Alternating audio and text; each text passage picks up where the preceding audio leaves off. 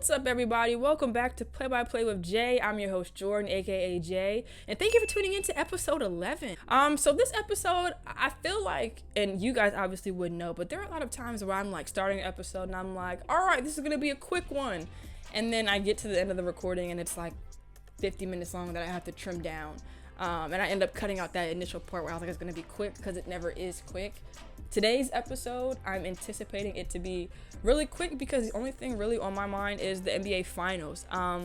Y'all tried to call me a mad woman, and y'all tried to tell me that, the Heat are so stacked. Oh, the Heat are so loaded. Oh, blah, blah, blah, pish posh. That's Jayson Tatum and the Boston Celtics. And there will never be another scenario where I find myself cheering for a Boston team. I don't even think I'm really cheering for, the Celtics as an organization. I'm more so just wishing for Jayson Tatum to be successful. Oh, I got right into the episode and didn't even listen, I wore it in my last episode. I'm wearing it this one. It's kind of like a play-by-play with Jay uniform, if you will. Shout out to my line sister, Taylor. She got me this play-by-play with Jay shirt. I love it so much. I was planning to get one, meaning to do it for myself. And there are just some people in your life who will just look out for you, take care of you, and she's one of those people. So thank you, Taylor. Love my shirt. Okay, back to the finals now. Y'all tried to call me crazy. Y'all tried to say that, although the Celtics defense is one of the league's best defenses that we've seen, really, in some years, everybody's real complaint about the new NBA is that they don't play defense. And then we have this Boston Celtics team where every spot on the floor plays defense and plays it well. You got, Grant Williams coming off the bench. And I feel like, I feel like a broken record, but I say this to my friends, whatever. And I've said it in different episodes, I feel like now, which is probably why it feels so repetitive from me. We don't give players time to develop. Didn't Grant Williams just get drafted maybe the same year as Jordan Poole? So what was that, 2017? Jordan Poole went to Michigan. Was really good. Did really good when Michigan was in tournament play back then. And Grant Williams went to Tennessee and was a lockdown defender. That's literally why he got drafted. And so then it's we go maybe 3 years in advance, and then they're like, oh, and the Boston Celtics and Grant Williams, and who would have thought? The Celtics thought. What are y'all? I don't understand why not everybody is going to get drafted and be a LeBron or get drafted and be a Kobe or, and I mean, I'm just naming people who were some of the greatest, but I mean, even Michael Jordan didn't come out the gate being Michael Jordan as we know him, right? So I don't understand why in this new NBA, we don't give any players any time to develop. It's all of it, it'll be 3-4 years in their career, and people will be like, oh, all of a sudden. No, it's not all of a sudden. It actually was a gradual change. I don't know what that is. I don't know why. But we've really watched Jayson Tatum grow quietly. I don't know what it is. I don't know if it's just because he's on social media, but he's not, the loudest person in the room, or he kind of is just there to play basketball. I'm going to say this, and I don't want anybody to be like, oh, blasphemy, blah, blah, blah. If there was to be a comparison, player to player, in today's NBA, Jayson Tatum, to me, resembles Kobe Bryant the closest. His actual play style, Kobe Bryant emulated his entire game based off of Michael Jordan, which is why you have a lot of people nowadays, especially on Twitter. You get on Twitter and you'll see a side-by-side highlight clip of MJ doing a move and it's Kobe doing the exact same move. If you electronically switched the uniforms and played that at full speed, you would not have been able to tell who was who.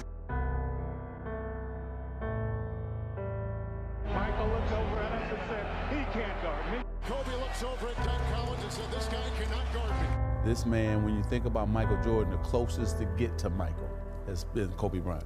Can't we just agree that these guys are phenomenal players, and let's just move on? We got to do the one-on-one battle, huh? Jayson Tatum, to me, is the closest thing that we've seen. A lot of people were saying Devin Booker. And I said it on this podcast before. I've said it to people individually. I'll say it a million times. Devin Booker is not him mentally. On the court, Devin Booker is that guy. Devin Booker, give you 70 points. But mentally, Devin Booker is just not that guy. I kind of think Jayson Tatum is that guy. Like, Jayson Tatum does have that killer mentality. And I'm not just saying that because they swept the Nets. I'm not just saying that because they beat the Bucks.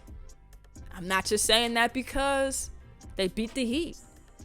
I'm saying that because in all of those games, what contribution did Jayson Tatum have? He's literally, guys, we've literally watched a superstar, like Bud, in front of our eyes. And I'm saying I'm going to say that I've literally watched, because there hasn't been too many players that I can legit say that I watched, all of college, supported them, through it all. And then now we're at, point Z where we see them now. I can say that with LeBron. I can say that with Derrick Rose. I can say that with Carmelo Anthony. But there aren't too many other players where I can legit say, like, I'm a legitimate fan of this player, right? Jayson Tatum is on that list. Ja Morant is now too, because y'all know I love Ja Morant at Murray State. I love him on Memphis now, but Jayson Tatum is, like, in this new NBA, I'm creating a new love for specific players, and Ja Morant, Jayson Tatum, the top of that list.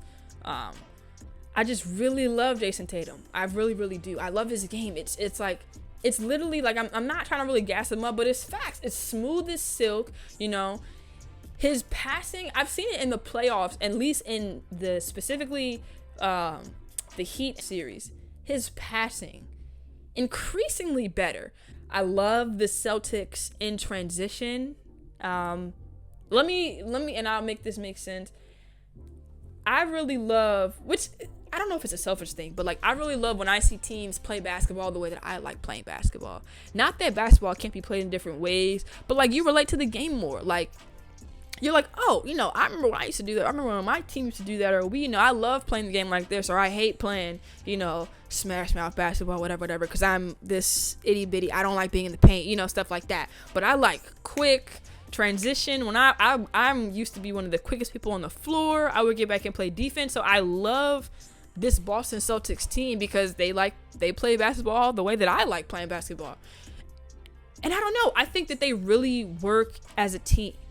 Like, they rely on each other. Like, if Jayson Tatum, like, listen, Al Horford is like 70 years old. First NBA Finals appearance. And if the Celtics need him to, he'll knock down a corner three or the top of the key three in a clutch moment. Or Marcus Smart will get a key steal or a key rebound, or Robert Williams will get that putback dunk, or, get that offensive rebound. Or they just, at least this year, have outplayed everyone in their way. I think ESPN Bleacher Report, one of the sports media outlets, they put a post up. In the last 3 years, Boston's been beaten by the Bucks, they've been beaten by the Heat, and they've been beaten by who else did they just lose to? Hold on.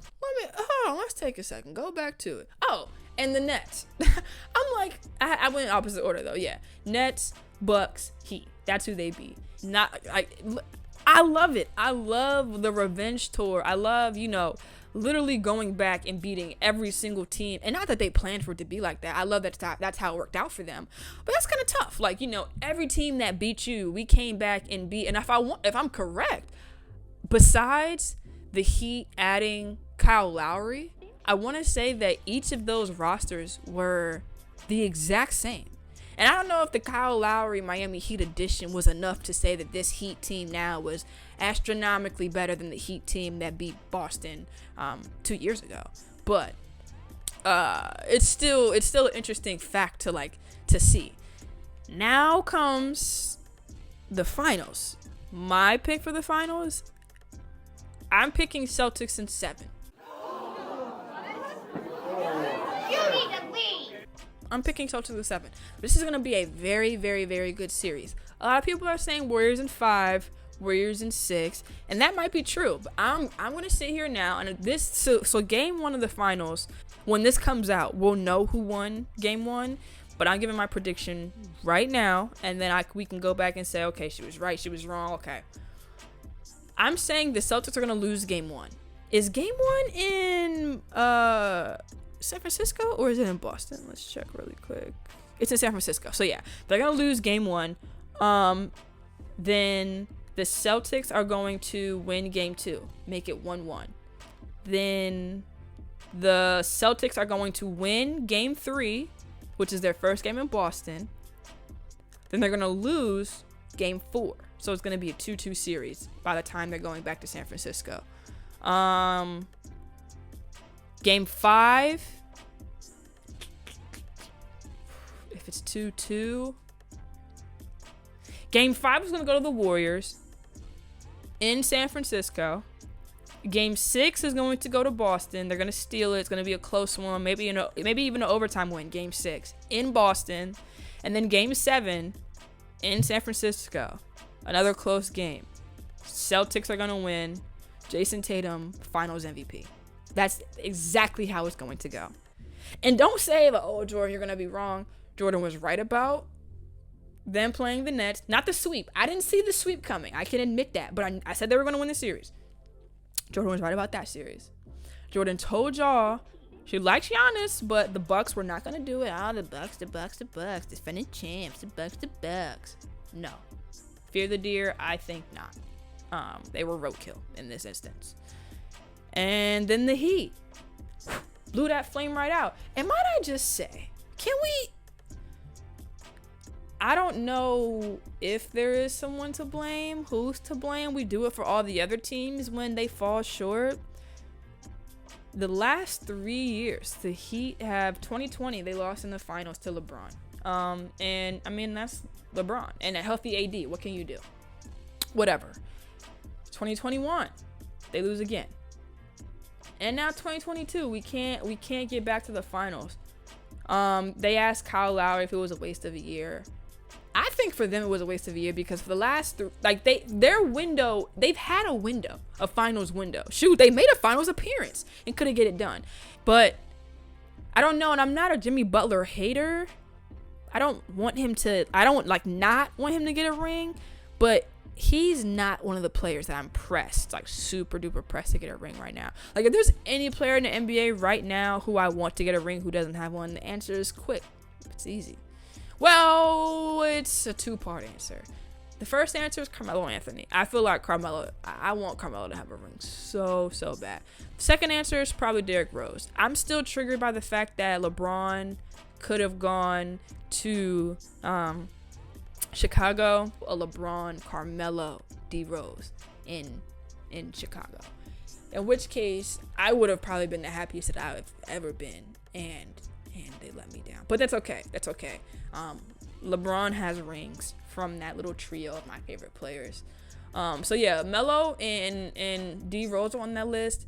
Jimmy Butler was on the Bulls, did play with D Rose, was really successful in the playoffs with him, but I just, in terms of like who I really want to be, Jimmy Butler's is not high on that list, but he plays his tail off.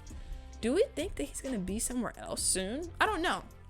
It's just interesting, this NBA longevity. It's interesting to see, where players decide to go. Like, if the Bucks didn't win a ring, I thought Giannis was gonna be out too, to be honest. But now he's gonna be there for a while, if not his whole career. But all in all, this whole episode was just to say Celtics in 7. I'm sticking on it, riding up that hill, taking a seat. I'm gonna die on the hill. Celtics in 7. When it happens, I'm going to tell all of y'all that I told you so.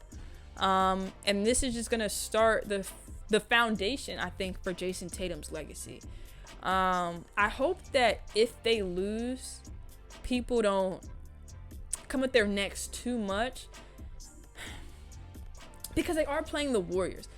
It's not the exact Warriors team, but this is what I can say about the Warriors. Steph Curry was drafted there. Klay Thompson was drafted there. Draymond Green was drafted there. You can't say anything else outside of the Warriors have a good front office, right? In 2015, and they won it, beating LeBron, we sat and we said, okay, like they're about to do something, right? They're onto something. This is that same core guys. I remember, I always talk about just how pissed and irate I was when KD decided to go to this team when they were already so successful without him.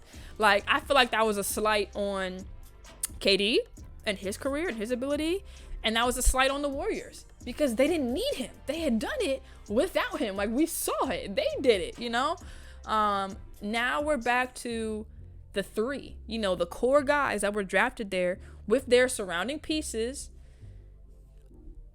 Will I be surprised if the Celtics lose the finals? No.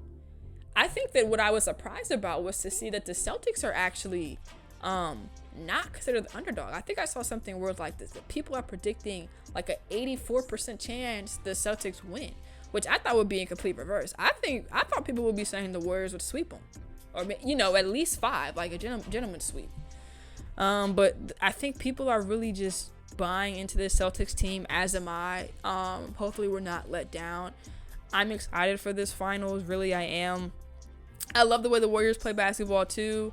I love how I like this Warriors team now. I think I've addressed it, how of course when they were 15, 16, 17, 18, yeah, against the Cavs and LeBron in the finals, how I loathe them, like LOATHED, like capital ED. But that ED means past tense. It's a past tense. I don't loathe them anymore. The Warriors are cool. Steph, we're cool. Klay, we're cool. Draymond still stinks, but there's no real beef there. We're cool. If they win the finals, I really won't be too upset. I like Jordan Poole. It's a pool party. We're just gonna keep swimming. So what's his name? Kuminga. He's really, really good. He's a rookie too, right? I think. So, and is Gary Payton the second on this team? Yeah, this Warriors team is cool. Now, back in the day, I hated them, but this will be a really good finals. I'm just excited to see if my prediction is correct. So that's it for this week's episode. Just finals predictions. Let's see if I got it going, if the mojo and the juices are still flowing. Let's see. This is your girl Jordan, aka Jay, giving you the play-by-play each and every week, and I'll see you guys next week. Peace.